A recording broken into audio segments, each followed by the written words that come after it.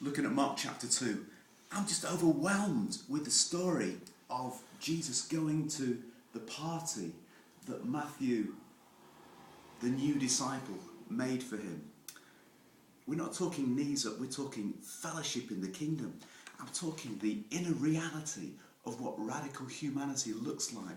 That Jesus, he creates the party, goes to it, and he goes to people, and he justifies it saying, this is what I'm here for. I'm here not for people who think they're well, who think they've arrived, who think they've got it together. I'm here for the broken. I'm here for the lost. Do you know, the more I think about it, it just fills my heart thinking that this is the inner meaning of the gospel. It's like when Lazarus was raised from the dead. These people are outsiders, they are broken, and Jesus stands among them.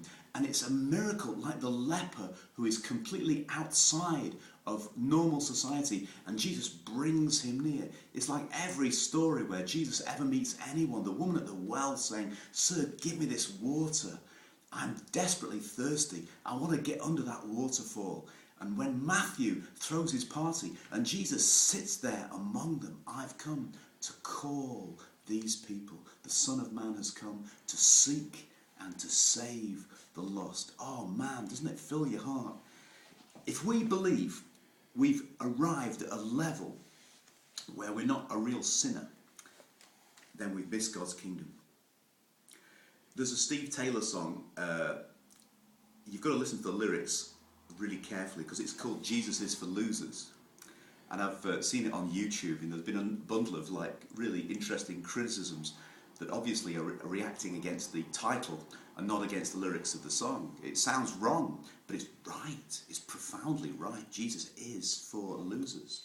He's for us. And if we can't see ourselves as losers before God, then we can never believe a message that says Jesus lost everything for us. Oh gosh, it's so important.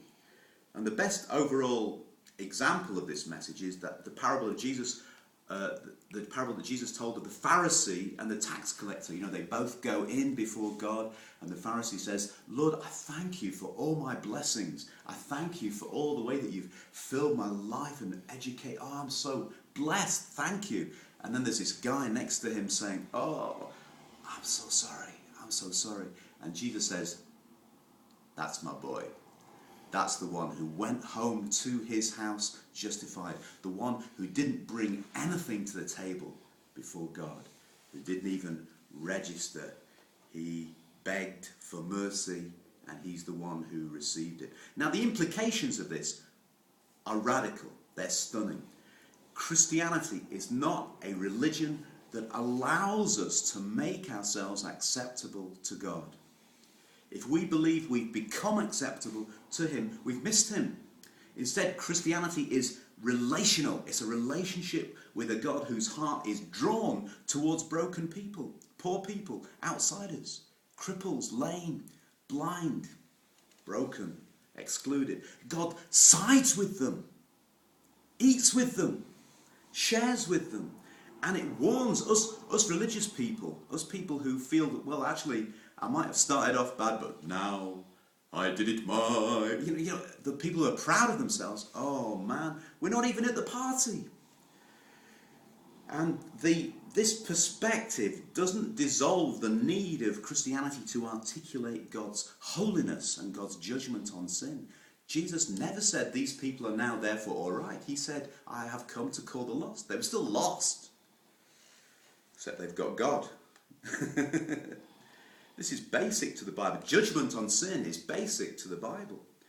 But if we say that we see God as he's revealed himself in Jesus, then this is what we see. We see a God whose mercy seeks out the very sinners who've offended his holiness and who personally bear the price of their rescue. That's what the cross is all about. And Paul said the cross is foolishness to people who think they've arrived, foolishness to the world, but beautiful to those who are being saved. On a practical level, you've got to face the implications of what's being said here for our churches and for our ministries. And sometimes we create a subculture, but that salt can't stay in the pot. It has to be spread. We create this little salt pot and withdraw within ourselves and don't go out anymore. And it's typical for how many of us are taught to think. We act as if Jesus would be more likely to be found in the church than to be found in the pub. It just ain't so. It just ain't so. There's a Jackson Browne song called The Rebel Jesus, and he recorded it on a Chieftains album. And it's written from the perspective of a non-Christian, saying that the rebel Jesus of the New Testament is far more attractive than the watered-down, dilute version of the church Jesus, the Jesus of churchianity. Man, this is radical. What does it mean for us? What does it mean that we've got to do? You see, we have work. We have a life to live in a world that's broken. And if we somehow pat ourselves on the back and miss this message of Matthew's party, we miss something so profound that we've almost missed the whole meaning of what challenged us in the first place.